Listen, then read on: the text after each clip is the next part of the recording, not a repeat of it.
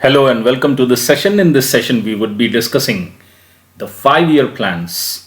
We had several 5-year plans, पंचवर्षीय योजना जिसे हम कहते हैं, तो उसके बारे में आज हम डिस्कस करेंगे और हम ये जानने की कोशिश करेंगे कि किस तरह से ये 5-year प्लान्स हमारे बिजनेस एनवायरनमेंट को, हमारे इंडस्ट्रीज को किस तरह से उन्होंने विकसित होने में, डेवलप करने में मददगार साबित हुए।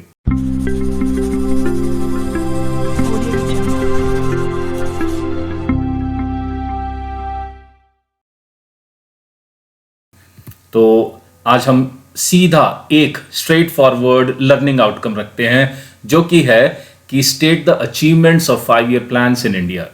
ठीक है, तो हम शुरू करते हैं आज का सेशन। तो ये एक समरी है of all the plans that we had. Okay, तो इसमें आप देखेंगे कि जो प्लान नंबर है और उसके बाद जो ड्यूरेशन था और उस किस प्राइम मिनिस्टर की लीडरशिप में इन प्लान्स को इंप्लीमेंट किया गया। तो फर्स्ट 5-year प्लान जो कि था 1951 से लेकर 1956 तक, ये पंडित जवाहरलाल नेहरू के लीडरशिप में, उनके नेतृत्व में ये 5-year प्लान इंप्लीमेंट किया गया था। दूसरा 5-year प्लान है 1956 से लेकर 1961 तक। अगेन वो भी हमारे भूतपूर्व प्रधानमंत्री पंडित जवाहरलाल नेहरू के लीडरशिप में, उनके नेतृत्व में इंप्लीमेंट किया गया। तीसरा 5-year प्लान था जो 1961 से लेकर 1966 तक। अगेन वो भी हमारे प्रधानमंत्री जवाहरलाल नेहरू के द्वारा इंप्लीमेंट किया गया था।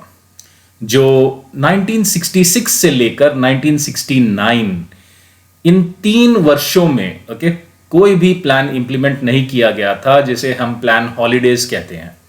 सिमिलरली 1969 से लेकर 1974 तक जो हमारा चौथा 4th 5-year प्लान था, that was under the leadership of prime minister Shrimati Indira Gandhi.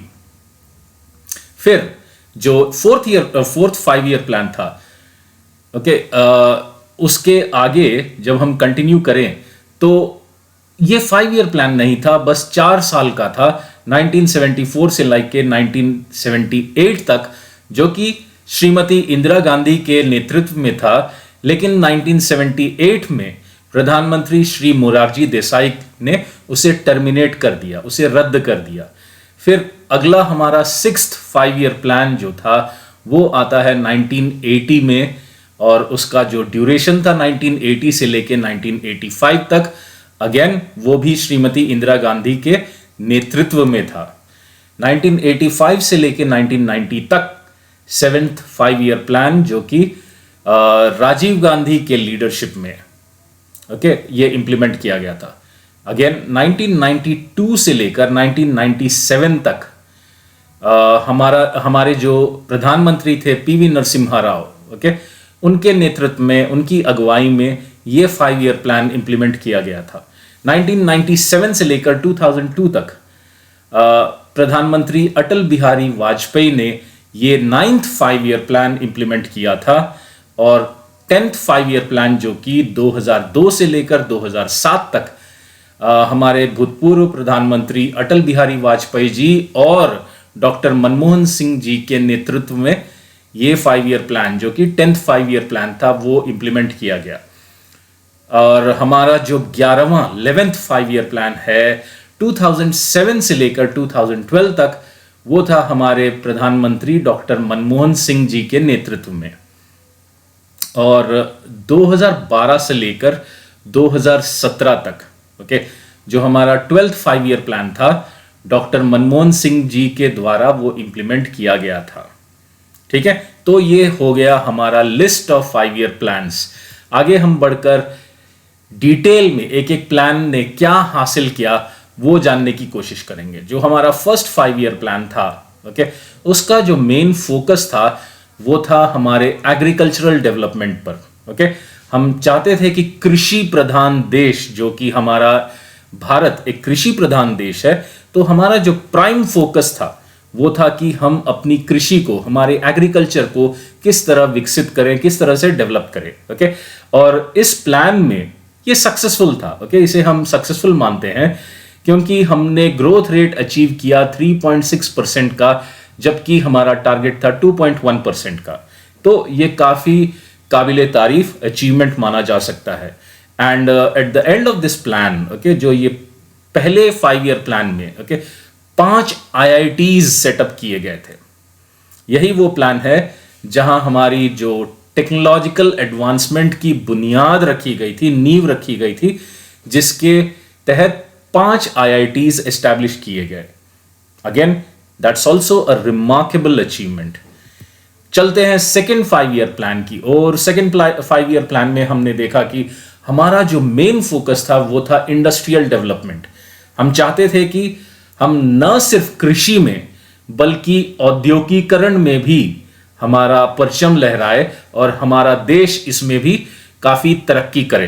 तो इसका जो प्राइम फोकस रहा सेकेंड 5 ईयर प्लान में, जहां हम औद्योगिकरण, इंडस्ट्रियलाइजेशन की तरफ बढ़े। और इस प्लान में हम टारगेट से थोड़े पीछे रह गए।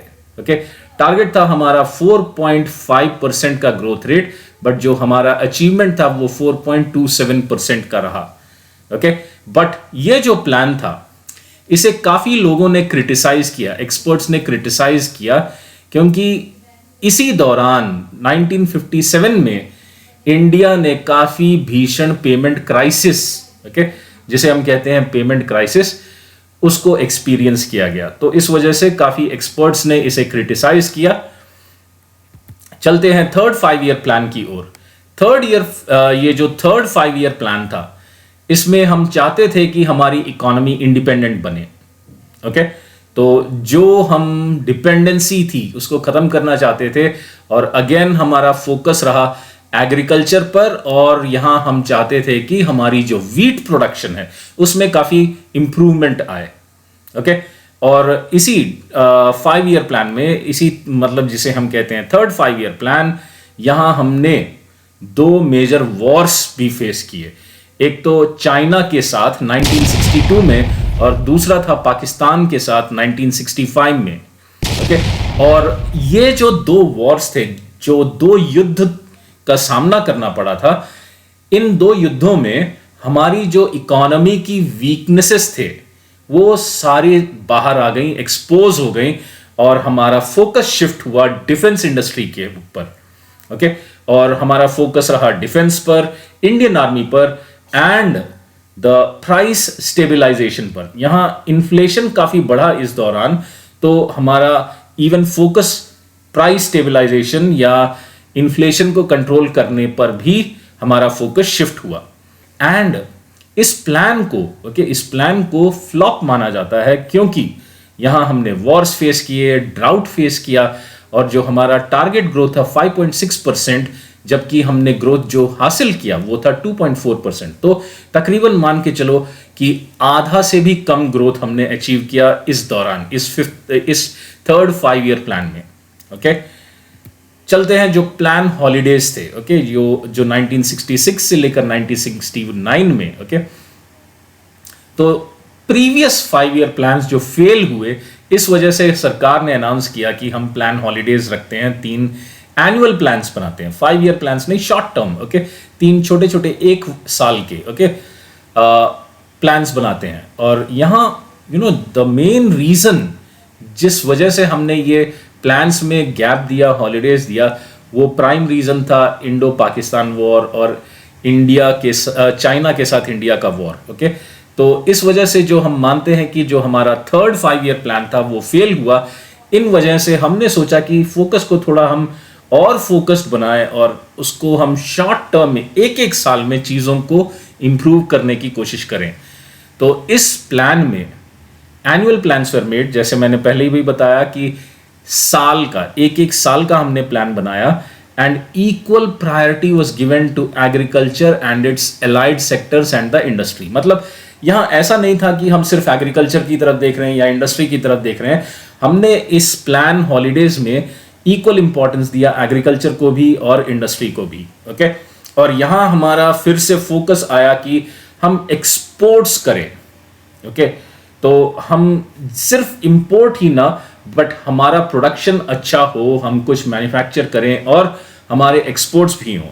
तो हमने इस डायरेक्शन में भी काम करना शुरू किया इन हॉलीडे प्लान्स के दौरान। ओके, और यही होता है devaluation of rupee.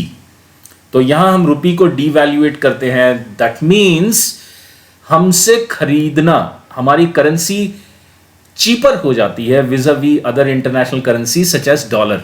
And in such circumstances क्या होता है कि हमारा इकोनॉमी, हमारा मार्केट चीपर मार्केट लगेगा, दैट इज टू से कम डॉलर से ज्यादा रुपी के वर्थ वाली चीजें या गुड्स हम यहां से खरीद सकते हैं। तो इस वजह से हमारा कंट्री एक एक्सपोर्ट्स के लिए, एक मतलब हमारी कंट्री से एक्सपोर्ट्स करना, या अगर हम मान के चलें जैसे दूसरी countries like US, Russia, China, हमसे अगर वो कुछ खरीदते हैं, मतलब अपनी कंट्री में हमारे देश से इंपोर्ट करें, तो उनके लिए काफ़ी सस्ता पड़ेगा।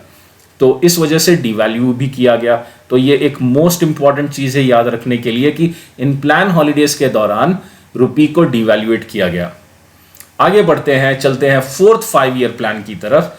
यहाँ 4th 5 ईयर प्लान में 2 मेन ऑब्जेक्टिव्स थे। ओके, तो वो 2 ऑब्जेक्टिव्स क्या थे?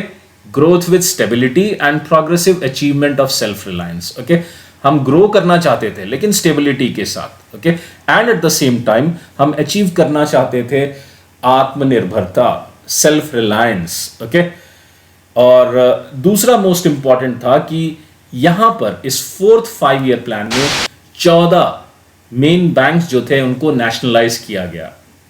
ओके, और यहीं ग्रीन रेवोल्यूशन भी स्टार्ट होता है। ओके, तो ये 2 बहुत ही इंपॉर्टेंट चीजें हुई। एक तो बैंकों का सरकारीकरण, ओके, और दूसरा हुआ हरित क्रांति, ग्रीन रेवोल्यूशन। यहां पर इसी 4th 5 ईयर प्लान के दौरान इंडो पाकिस्तानी वॉर भी होता है 1971 में, एंड बांग्लादेश का जो विभाजन होता है ईस्ट पाकिस्तान। ओके, तो वो जो बांग्लादेश बनता है 1971 में, उसका भी वॉर इसी दौरान होता है। और इसी 4th 5 ईयर प्लान में फैमिली प्लानिंग प्रोग्राम भी एक बहुत ही अहम मुद्दा रहा, और उसके लिए भी काफ़ी अच्छे टारगेट्स और फोकस्ड एफर्ट्स किए गए ताकि पॉपुलेशन कंट्रोल में रहे। ओके, जो हमारी जनसंख्या है उसके नियंत्रण के लिए भी ठोस कदम उठाए गए 4th 5 ईयर प्लान में। लेकिन इतना सब कुछ होने के बावजूद ये प्लान फेल हो जाता है, और जो टारगेटेड ग्रोथ था 5.7% का, हम सिर्फ हासिल कर पाते हैं 3.3% का। तो इस प्लान को भी फेल माना जाता है। आगे बढ़ते हुए हम देखते हैं 5th 5 ईयर प्लान। इस 5th 5 ईयर प्लान में हमें नारा दिया गया था गरीबी हटाओ। तो जब गरीबी हटाओ इस चीज का हम जिक्र करें तो यहां मेन एम्फोसिस होता है, जो फोकस का मुद्दा होता है वो है एम्प्लॉयमेंट। ओके, तो जब हम एम्प्लॉयमेंट की बात करें, justice, agricultural production and defence की ओर फोकस शिफ्ट होता है, और हम चाहते हैं कि ज़्यादा से ज़्यादा पॉपुलेशन गरीबी से बाहर निकले। यहाँ पर इसी 5 ईयर प्लान के दौरान इलेक्ट्रिसिटी सप्लाई एक्ट को अमेंड किया जाता है 1975 में, और एक 20 पॉइंट प्रोग्राम भी लॉन्च किया जाता है सेम 1975 में, जहां minimum need program, okay, and the Indian national highway system भी इंट्रोड्यूस किया जाता है। तो इस 5 ईयर प्लान के जो मेजर हाइलाइट्स हैं आपको याद रखने हैं कि यहां गरीबी हटाओ का नारा दिया गया, इलेक्ट्रिसिटी सप्लाई एक्ट को अमेंड किया गया 1975 में, 20 program was launched, 20 point program was launched, okay, and the minimum need program और इंडियन नेशनल हाईवे सिस्टम, ये सारी चीजें 1975 में इंट्रोड्यूस की गई। ओवरऑल ओके, इस प्लान को सक्सेसफुल माना जाता है क्योंकि जो हमने ग्रोथ अचीव की थी वो 4.8% की ग्रोथ अचीव की थी, जबकि हमारा टारगेट था 4.4% का। तो ये एक सक्सेसफुल प्लान कहा जा सकता है। लेकिन इस प्लान को 4 सालों के बाद 1978 में रद्द किया जाता है, टर्मिनेट किया जाता है, और मोरारजी देसाई नए प्रधानमंत्री इलेक्ट होकर आते हैं, उन्होंने इस प्लान को रद्द किया। आगे बढ़ते हैं प्लान्स। ओके, तो यहां पर क्या होता है कि 5 ईयर प्लान्स को टर्मिनेट किया जाता है। हमारे प्रधानमंत्री मोरारजी देसाई ने इनको टर्मिनेट किया, और रोलिंग प्लान्स को इंट्रोड्यूस किया। ओके, और 1978 से लेके 1990 तक ओके ये रोलिंग प्लान्स प्रपोज किए गए। लेकिन 1980 में कांग्रेस सरकार ने रोलिंग प्लान को रिजेक्ट किया और 6th 5-year प्लान को इंट्रोड्यूस किया। ओके, तो रोलिंग प्लान्स के दौरान ओके सिर्फ 3 प्लान्स को इंट्रोड्यूस किया गया। पहला था कि budget of the present year, okay उसमें बजट रखा गया, पेश किया गया। और दूसरा था कि प्लान जो था okay fix number of years के लिए 3, 4 और 5 ओके। एंड तीसरा था perspective plan for long terms. Okay, उन्होंने लॉन्ग टर्म प्लानिंग पर फोकस किया और उन्होंने 10 साल का, 15 साल का या 20 साल के प्लान्स बनाने की पेशकश की। एंड ये जो रोलिंग प्लान थे, यहाँ काफ़ी सारे फायदे हुए, एडवांटेजेस थे, as the targets could be mended and project allocation जो भी था were variable to country's economy. This means that if the targets can be amended each year, it would be difficult to achieve the targets and will result in destabilization of Indian economy. Okay? तो यहाँ उन्होंने एक लंबे अरसे के लिए, एक long term के लिए प्लान बनाने की कोशिश की, क्योंकि छोटे छोटे प्लान्स होने की वजह से क्या होता है, टारगेट्स हमेशा चेंज होते हैं और उस वजह से डिस्टेबलाइजेशन हो सकती है।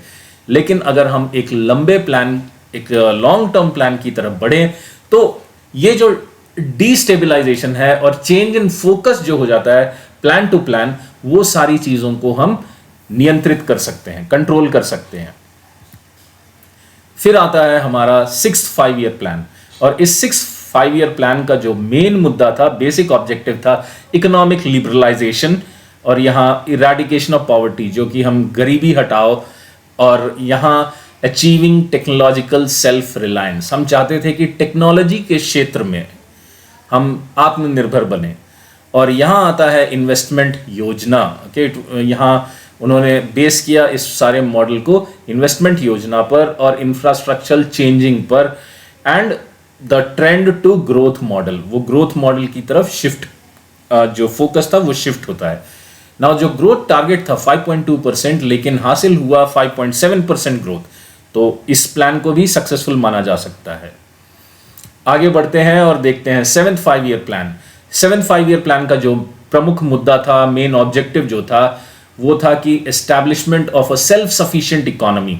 हम अपनी इकोनॉमी को सेल्फ सफिशिएंट बनाना चाहते थे, आत्मनिर्भर बनाना चाहते थे, जहां डिपेंडेंसी दूसरे देशों से कम की जाए। ओके, और अपॉर्चुनिटीज फॉर मेकिंग और क्रिएटिंग, जनरेटिंग एम्प्लॉयमेंट, इस पर भी फोकस किया गया, और टेक्नोलॉजी जो थी हमारी उसको अपग्रेड करना था। तो द प्लान, ये जो प्लान है ओके, इसका जो एम था एक्सेलरेट फूड ग्रेन प्रोडक्शन। हमारी जो फूड ग्रेन प्रोडक्शन है उसको हम तेजी से बढ़ाना चाहते थे, एम्प्लॉयमेंट अपॉर्चुनिटीज को बढ़ाना चाहते थे, और जो फोकस था फूड, वर्क एंड प्रोडक्टिविटी, इनको हम इंप्रूव करना चाहते थे। Okay, and for the first time private sector को प्रायोरिटी दिया गया पब्लिक सेक्टर के मुकाबले, और जो ग्रोथ का टारगेट था 5%, लेकिन अचीव किया गया 6.01%। तो इस प्लान को भी हम सक्सेसफुल मान सकते हैं। फिर आते हैं कुछ एनुअल प्लान्स। ओके, तो 8th 5-year plan could not take place due to volatile political situation at the centre. तो पॉलिटिकल उथल पुथल के दौरान यहाँ 5-year प्लान्स इंप्लीमेंट नहीं किए गए। 8th 5-year प्लान जो कि इंप्लीमेंट होना था, नहीं इंप्लीमेंट किया गया। ओके, तो उसके बदले 2 एनुअल प्रोग्राम्स वर फॉर्म्ड 1990 से लेके 91 तक और 91 से लेके 92 तक। फिर आता है 8th 5-year प्लान। इस 8th 5-year प्लान में टॉप प्रायोरिटी था डेवलपमेंट ऑफ ह्यूमन रिसोर्स, मतलब हमारी जो इंटेलेक्चुअल कैपिटल है, स्किल डेवलपमेंट है। ओके, हमारे लोग जो हैं इनके पास कौशल हो, ओके, वो चीजें सीखें और उनका जो स्किल लेवल है उसको बढ़ाया जाए। ओके, तो यहां एम्प्लॉयमेंट, एजुकेशन, पब्लिक हेल्थ, इन चीजों पर, इन मुद्दों पर फोकस किया गया।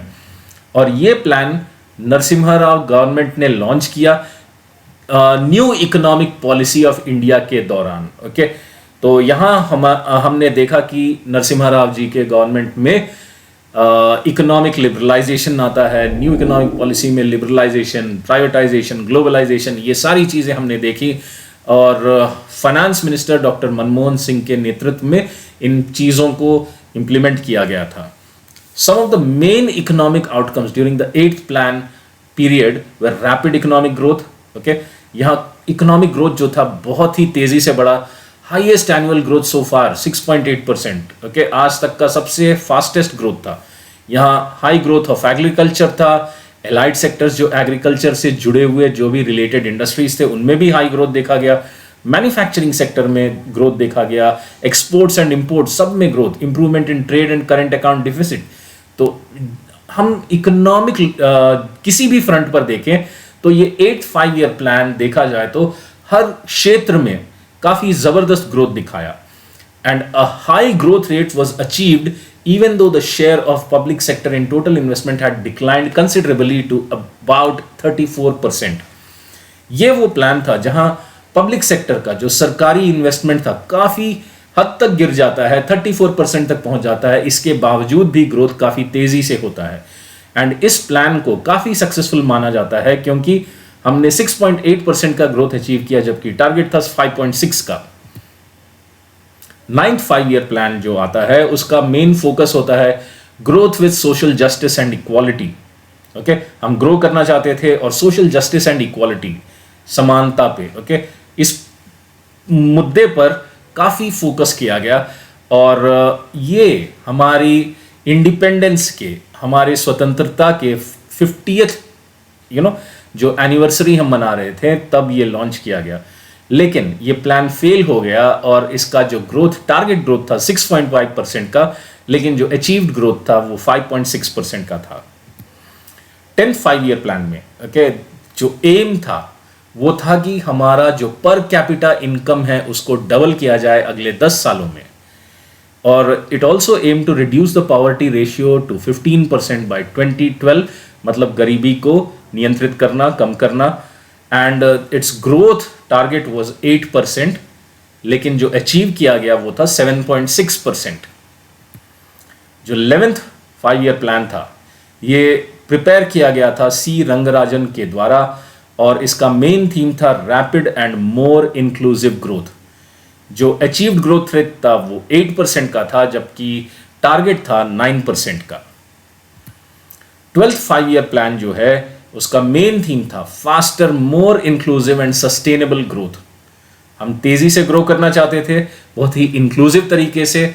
इंक्लूसिव का मतलब है कि हर लेवल के, हर स्ट्राटा के जितने भी लोग हैं, हर बंदा, हर स्ट्राटा ग्रो करे और यहाँ सस्टेनेबल ग्रोथ हो. ऐसा ना कि ग्रोथ बस 1 साल के लिए दिखे या 2 साल के लिए, ये एक सस्टेनेबल ग्रोथ हो. मतलब एक बार हमने एक ग्रोथ रेट अचीव कर ली तो उसके ऊपर ही जाएंगे और ये स्टेबलाइज हो जाए. And it's target growth rate was 8%. तो ये था हमारे 5-year प्लान्स का जो कच्चा चिट्ठा. हमने सारे प्लान्स को देखा कि कौन से प्लान में क्या हासिल किया गया, कौन से सक्सेसफुल थे, कौन से नॉट सो सक्सेसफुल मान सकते हैं. तो उम्मीद करता हूं कि आपको ये वीडियो पसंद आएगा. ज़रूर लाइक कीजिए, शेयर कीजिए अपने दोस्तों के साथ. Thank you, take care, stay safe, bye bye.